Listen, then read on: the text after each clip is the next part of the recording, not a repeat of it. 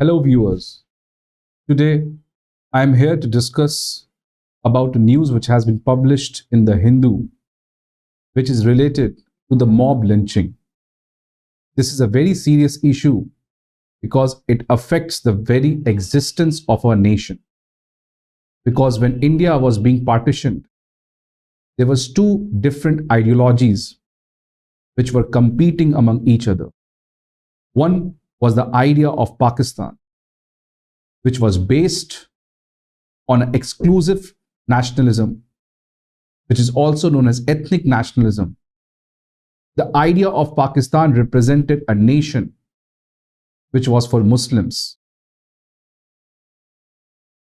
And in this context, there was another idea, which was the idea of India.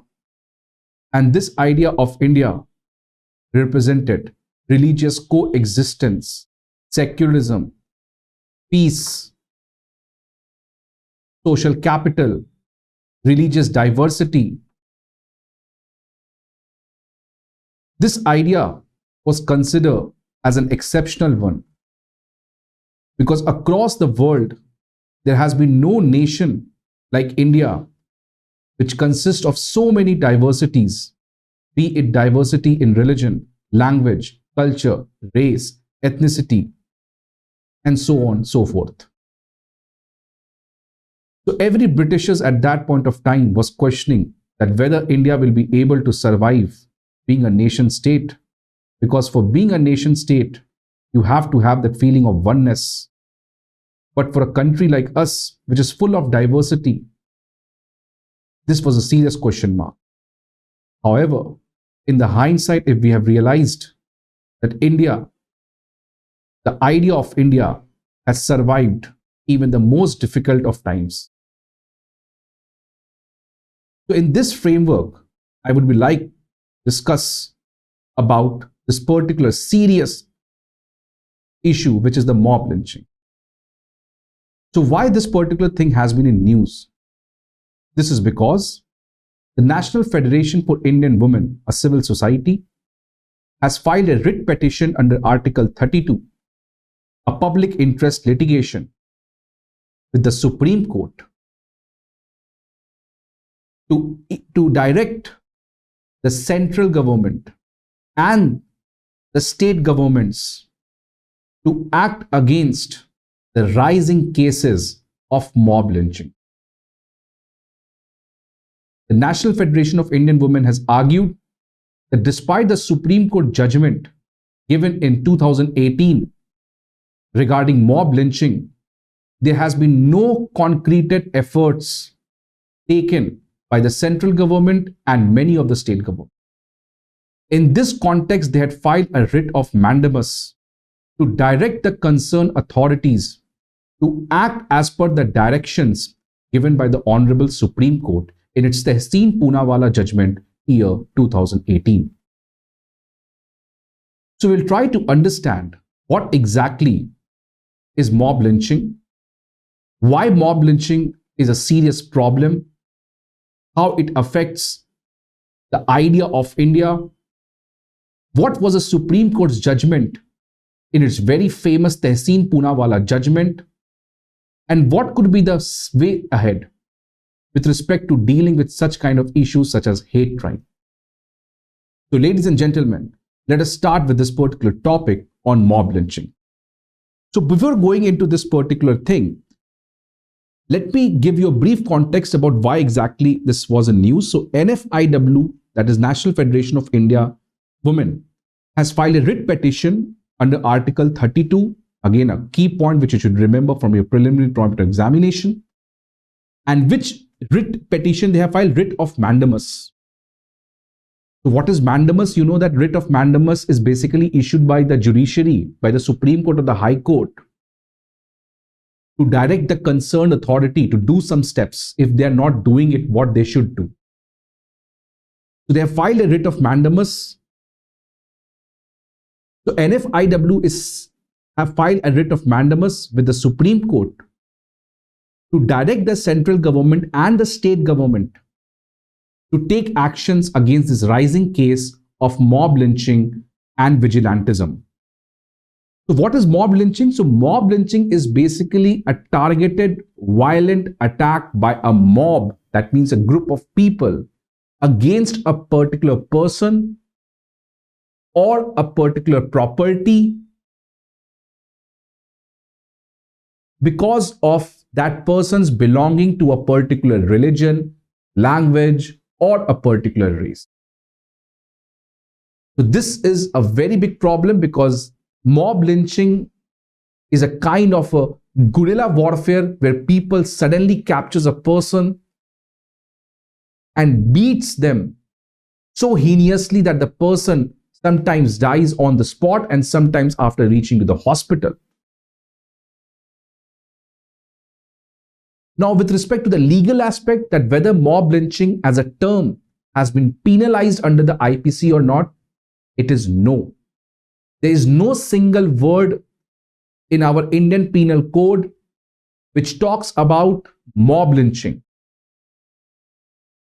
This is the problem with the IPC, because IPC, which was drafted at the time of Britishers, at that point of time, we did not have such kind of incidents. Similarly, our IPC does not talk about hate crimes. And on the other hand, our IPC talks about something which is not required as of now, that is IPC section 124A, sedition. So mob lynching as a term has nowhere been defined under our Indian Penal Code, and it is indirectly covered under section 300 and 302, which talks about murder. Then coming to this particular thing, that why NFIW has brought this case of mob lynching.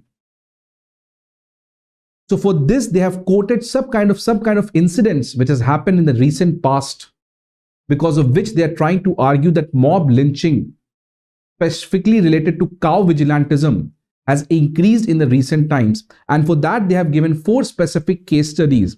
The one being, the Muslims have been lynched by a mob over a suspicion of smuggling beef in Bihar, Saran and Nasik district in Maharashtra.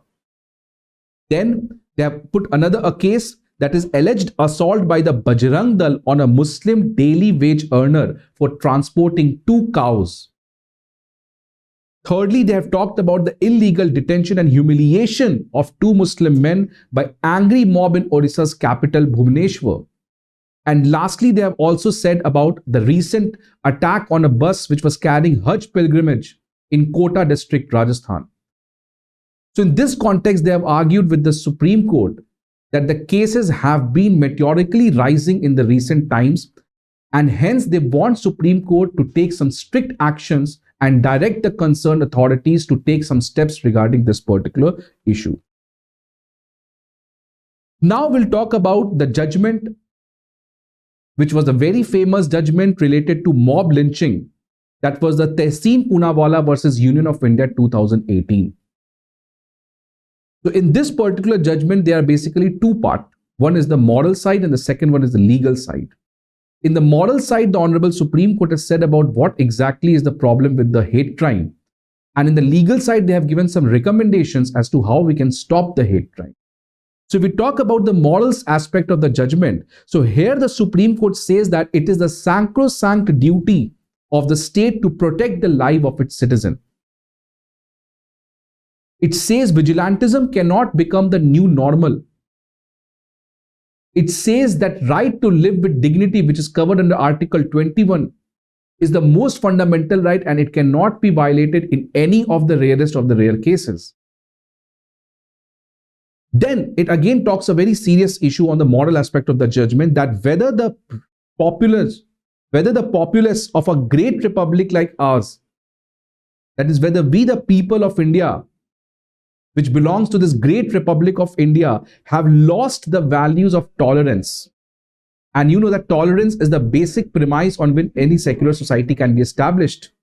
So the judgment questions that whether this rising case reflects that our people have lost its value of tolerance.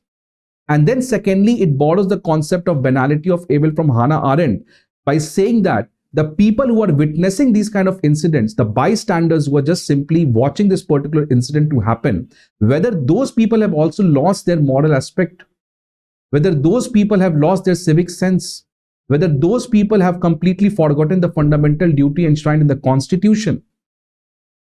And hence, the Supreme Court finally argues that vigilantism cannot by any stretch of the imagination be given any room to take shape.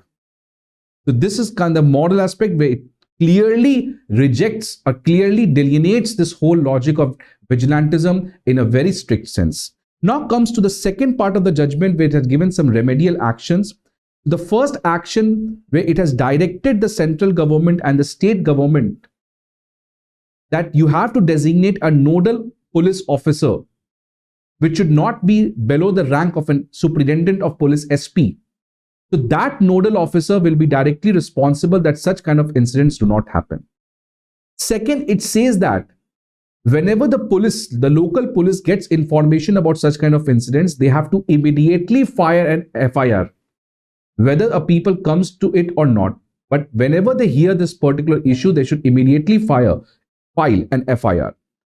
Thirdly, it says that it is the duty of the SHO, Station House Officer, who has registered the FIR to inform the nodal officer, which should not be below the rank of superintendent of police.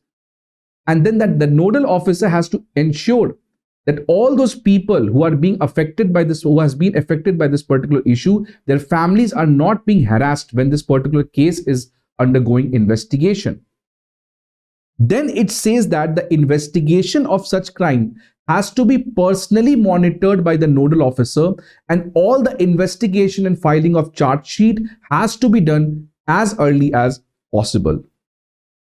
Then it also talks about that state and central government should make a scheme where it should, direct the authorities to give the proper compensation.